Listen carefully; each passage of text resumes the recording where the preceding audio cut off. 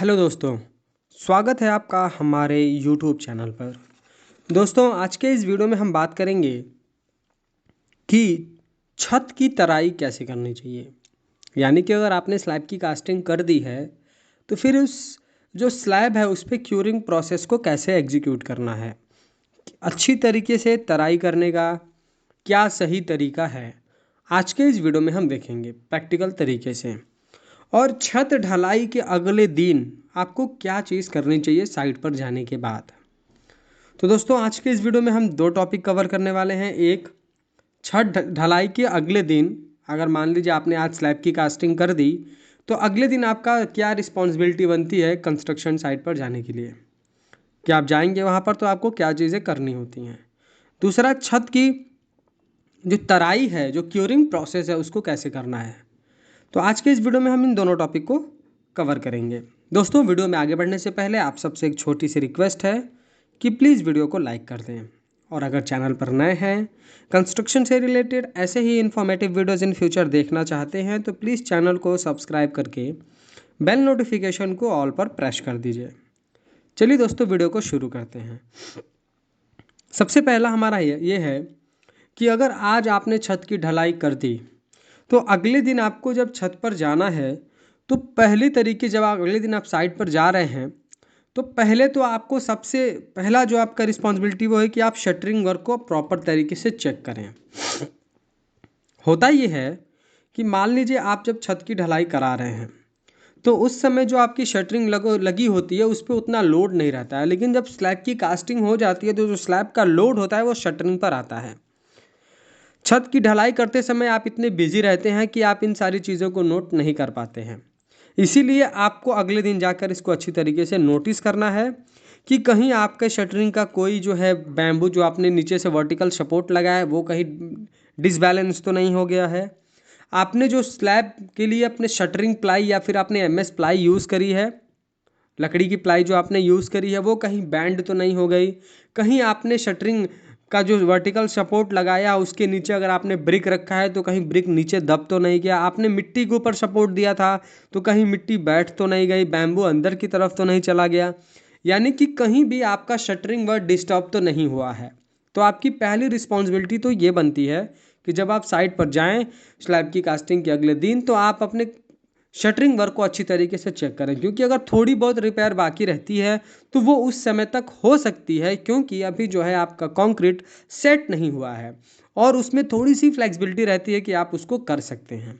बहुत ज़्यादा तो आप कुछ नहीं कर पाएंगे, लेकिन थोड़ा बहुत आप उसको इनिशियल स्टेज में जो है आप कवर कर सकते हैं।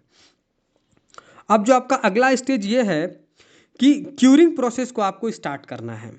आपने स्लैब की कास्टिंग कर दी तो आपको दोनों टाइम अच्छी तरीके से उस पर पानी डालना है। अब लोग पूछते हैं पानी क्यों डालना है।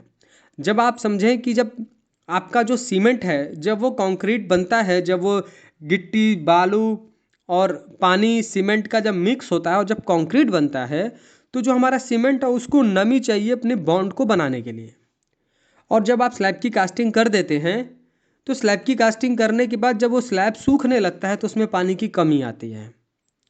तो उस पानी की कमी को पूरी करने के लिए हम स्लैब की क्यूरिंग और स्लैब बीम की क्यूरिंग करते हैं। बहुत जगह लोग सिर्फ स्लैब की क्यूरिंग कर देते हैं पर ये भूल जाते हैं कि जिस दिन स्लैब का काम हुआ, स्लैब ढलाया, जिस दिन स्लैब की कास्टिंग हुई उसी दिन स्लैब बीम का भी काम हुआ था। तो सिर्फ आपको स्लैब की क्यूरिंग नहीं करनी है, आपको स्लैब बीम की भी क्यूरिंग करनी है। तो बहुत जगह पर हमने क्या देखा है कि लोग डेली वाटर डालते हैं, मतलब कि सुबह भी क्या किया, मोटर ऑन किया, पाइप हाथ में लिया और स्लैब पे क्यूरिंग कर दी। सुबह भी करते हैं और शाम को भी करते हैं। उससे होता ये है कि एक तो वो जो पानी आप मोटर से डाल रहे हैं वो फ्लो होने की वजह से बहुत देर तक स्लैब पे रुकता नहीं है। पानी आपने डाला, पानी ऊपर के सरफेस पे लगा, पूरी कंक्रीट अभी अच्छी तरीके से मॉइस्चर को एब्जॉर्ब नहीं करती है, तब तक वो पानी जो है बह जाता है। और सुबह शाम दोनों टाइम आप करते हैं, दोनों टाइम सेम यही होता है कि आप जब पानी डाल रहे हैं तो कंक्रीट को एब्जॉर्ब करने के लिए, उसमें नमी एब्जॉर्ब करने के लिए उसको टाइम चाहिए। आप तुरंत पानी डालते हैं, वो तुरंत पानी ऊपरी सतह से निकल जाता है, तो फिर होता यह है कि आपका कंक्रीट अंदर तक मॉइस्चर को एब्जॉर्ब कर नहीं पाता है, तो अच्छी तरीके से स्ट्रेंथ अचीव नहीं करता है। और आप दोनों टाइम करते हैं तो भी सेम यही कंडीशन अप्लाई होती है। तो उसमें क्या होता है, सिर्फ और सिर्फ पानी का वेस्ट होता है। सिर्फ आप पानी वेस्ट करते हैं, आप बहुत कम उसको मॉइस्चर दे पा रहे हैं। उसका सही तरीका क्या है?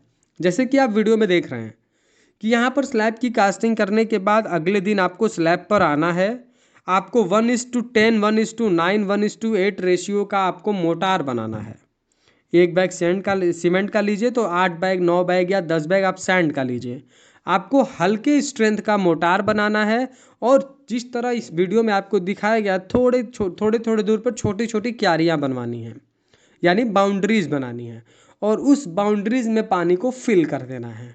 उससे होगा ये कि एक बार अगर आप पानी फिल कर देते हैं और आपने मोटार जो है 2 इंच या 1.5 इंच के थिकनेस तक रखा है, तो आपको डेली पानी नहीं डालना है, तो पानी का वेस्टेज नहीं होगा, आपका मैन पावर का खर्च बचेगा। यानी अगर आप डेली आकर किसी वर्कर से या किसी मजदूर से आप उस पर पानी डलवा रहे हैं तो उसका भी पैसा बचेगा। और जब आपका क्यूरिंग प्रोसेस हो जाए तो आप इसको हटा सकते हैं, जो आपने सीमेंट डाला है, जो आपने मोटार लगाया है। तो ये सही तरीका है। अगर इस वीडियो से रिलेटेड आपको कोई भी कन्फ्यूज़न है तो प्लीज़ कमेंट बॉक्स में हमसे पूछें, हम पूरी कोशिश करेंगे उसको वीडियो के माध्यम से आपको समझाने की। वीडियो पसंद आया हो तो प्लीज़ वीडियो को लाइक कर दें, और अगर चैनल पर नए हैं, कंस्ट्रक्शन से रिलेटेड ऐसे ही इन्फॉर्मेटिव वीडियोज़ इन फ्यूचर देखना चाहते हैं तो प्लीज़ चैनल को सब्सक्राइब करके बेल नोटिफिकेशन को ऑल पर प्रेस कर दीजिए। Thank you.